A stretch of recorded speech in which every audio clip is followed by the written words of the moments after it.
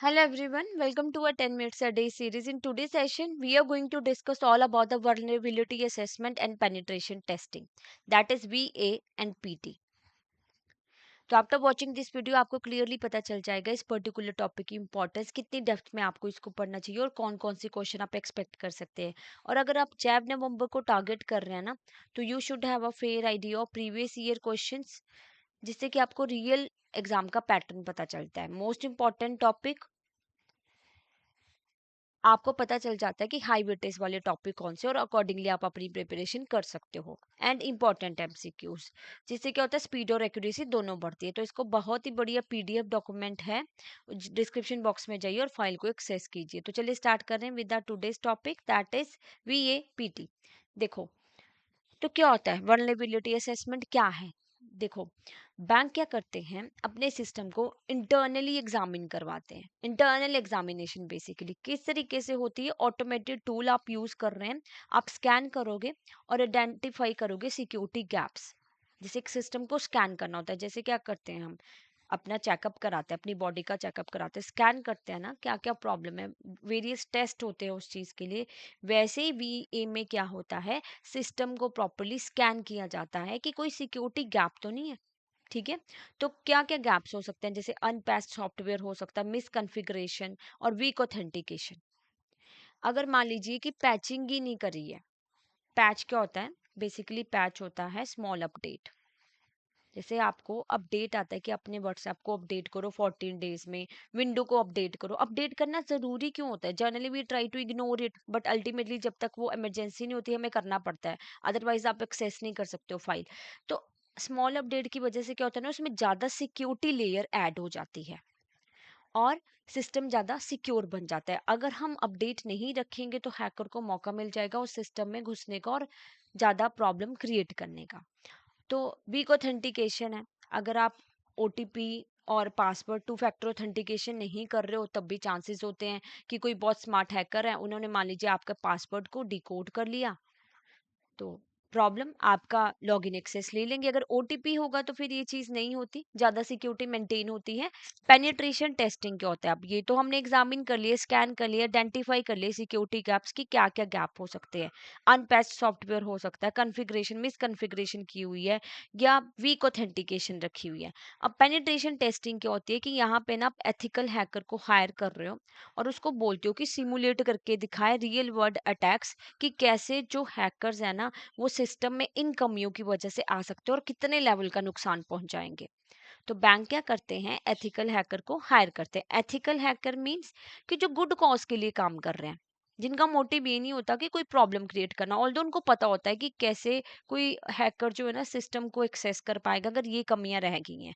तो ये deeper assessment करते हैं पोटेंशियल एक्सप्लॉइट की और इम्पैक्ट देखते हैं कि क्या क्या इम्पैक्ट हो सकता है इसकी वजह से। राइट, तो ये as compared to VA, PT जो होता है ना थोड़ा सा स्लो होता है और ये VA फास्ट है क्योंकि ऑटोमेटेड टूल यूज कर रहा है, एकदम से स्कैन करता है और आइडेंटिफाई कर देता है सिक्योरिटी गैप।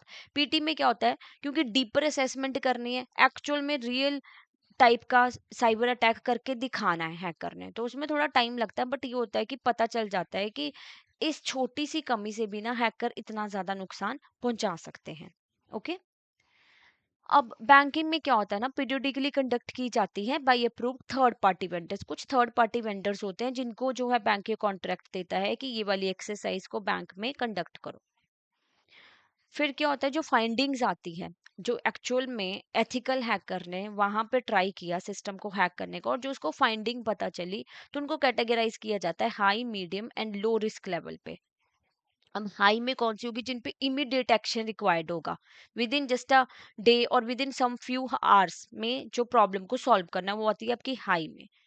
मान लीजिए कोई हैकर है जिसने पूरा का पूरा वेबसाइट को हैक कर लिया हुआ है, इस तरीके की। मीडियम, जो मतलब आप ये मान लो कि 1 और 2 डेज में जो है ना सॉल्व हो सकती है, या मैक्सिमम 3 डेज में। प्रॉब्लम लो, जिनको आप आराम से सॉल्व कर सकते हो, इतना ज्यादा रिस्क नहीं है। तो इस तरीके से फाइंडिंग्स को कैटेगराइज करके फिर उसके ऊपर इमीडिएट एक्शन रिक्वायर्ड है तो तब लिया जाता है, अगर थोड़ा वेट करके उस प्रॉब्लम को सॉल्व करना है तो वो देखा जाता है। तो इसलिए पता चल जाता है बैंक को कि किस लेवल का रिस्क लेवल है। फिर क्या होता है, फिक्सेस जो होती है ना, that must be applied and efforts reported to senior management. अब फिक्सेस अप्लाई कर लिए, प्रॉब्लम को रिजॉल्व कर लिया। अब जो भी आपने एफर्ट्स किए हैं वो सीनियर मैनेजमेंट को रिपोर्ट सबमिट करवानी पड़ती है। तो अगर हम इसको समराइज करें तो हमें यही अंडरस्टैंड हो रहा है कि जो वीए है वो क्या करता है, कॉम्प्रिहेंसिव बेसलाइन देता है, पोटेंशियल वीकनेसेस क्या है, कमियां क्या है सिस्टम के अंदर। ठीक है, तो ये हमें बता देता है प्रॉपरली स्कैन करके, इसने कमियों को निकाल लिया। अब पीटी में क्या होता है कि क्या एक्चुअली में एक्सप्लॉइट हो सकता है in real attack. Real attack में क्या हो सकता है, एथिकल हैकर को हायर करके पता लगा लिया कि सिस्टम में अगर इतनी सी कमी है ना, पैच देखो, पैच बहुत इंपॉर्टेंट चीज होती है। अगर हम पैच को इग्नोर करते हैं, हम ये एज्यूम करते हैं कि ये तो छोटी सी चीज है, अब अपडेट नहीं किया तो क्या हो जाएगा सिस्टम में, बट हमें इग्नोर नहीं करना। अगर हम पैच नहीं करते हैं, स्मॉल अपडेट भी नहीं करते, तो उस छोटी सी जगह से ही ना हैकर अंदर आते हैं और वेबसाइट को हैक करते हैं, और कितना ज़्यादा नुकसान एक बैंक को हो सकता है। तो bank generally they always try कि छोटी सी भी कमी ना रहे जिससे जो है साइबर अटैक का रिस्क बढ़े, क्योंकि साइबर रिस्क आजकल बहुत बढ़ रहे हैं जस्ट बिकॉज ऑफ टेक्नोलॉजी। और उससे जैसे कि हमने डिस्कस किया है, डाटा तो जाता ही जाता है, रेपुटेशन भी चली जाती है और बहुत नुकसान होता है बैंक को, राइट। तो अब इसके ऊपर क्वेश्चन डिस्कस कर लेते हैं कि in BAPT performed by banks, finding are typically categorise into which of the these risk levels. ये तो बहुत इजी क्वेश्चन है। Critical, low, informational, high, medium, low, external, internal, hybrid, operational, technical और strategic. तो right option is option B, that is high, medium और low में categorise किया जाता है।